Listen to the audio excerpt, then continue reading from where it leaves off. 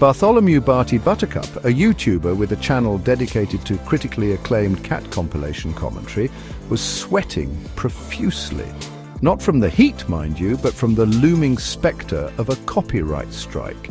His latest video, a meticulously edited montage of cats reacting to cucumbers, had inexplicably featured a 2-second clip of a jaunty sea shanty, the Salty Barnacle's jig playing on a nearby radio. A song, he soon found out, owned by Barnaby's Ballad Bonanza, a notoriously litigious record label. Barty, whose channel boasted a modest 3,000 subscribers, mostly his grandma and a few confused bots, desperately needed the ad revenue from this video. It was going to pay for his new professional cat reaction analysis microphone, a slightly used karaoke mic with a sock over it. "This is a disaster," he wailed, pacing his tiny apartment, which was decorated with an impressive collection of cat-themed novelty items. "They'll demonetize me. They'll take down my video. They'll replace all my cat videos with footage of hamsters."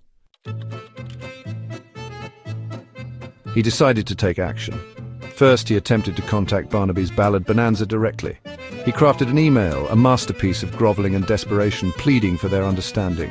"Dear sirs and madams," he typed, his fingers trembling, "I am but a humble purveyor of feline amusement, a mere gardener tending to the digital tulips of the internet. Please have mercy. I will offer you a lifetime supply of catnip." He hit send, then immediately regretted it. Catnip, really, Barty, that's your best offer? While waiting for a response, which predictably never came, he decided to edit the video. He couldn't simply remove the offending clip. The entire comedic timing of the cucumber cat reaction was built around those 2 seconds, so he decided to modify it. He opened his editing software, a pirated version of Super Duper Video Editor Pro 2000, which crashed every 5 minutes. He attempted to replace the sea shanty with a royalty-free track. He found a track titled Happy Ukulele Sunshine, which he thought was perfect. However, during the export, he accidentally selected Heavy Metal Screaming Goat. The moment of the cat's jump was now accompanied by a demonic goat's wail. "Perfect," he exclaimed, oblivious to the auditory nightmare he had created. "No one will recognize that sea shanty now." He uploaded the edited video, confident that he had outsmarted the copyright police. He then decided to promote the video with a series of social media posts. "Check out my latest masterpiece," he tweeted, featuring the most hilarious cat reactions ever, and a totally original soundtrack, definitely not a screaming goat. His subscribers, however, were not impressed. "Barty, what is that sound?" one commented. "It's like a goat is being tortured." Another wrote, "I think my cat just had a seizure," a third remarked. Undeterred, Barty decided to try another tactic, fair use. He crafted a lengthy video description arguing that his use of the sea shanty was transformative and educational. "I'm providing a critical analysis of the song's cultural significance in the context of feline reactions," he wrote, his fingers flying across the keyboard. "This is clearly fair use. I am a scholar of cat comedy."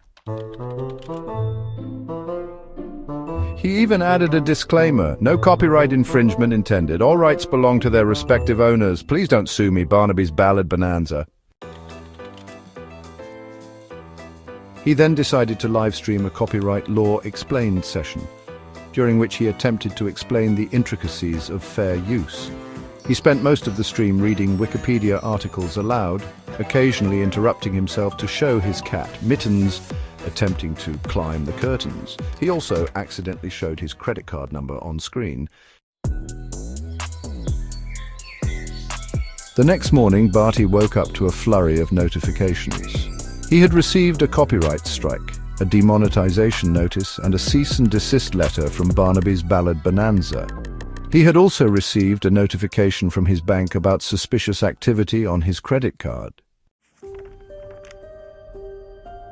"This is a catastrophe," he wailed, collapsing onto his cat-shaped beanbag chair.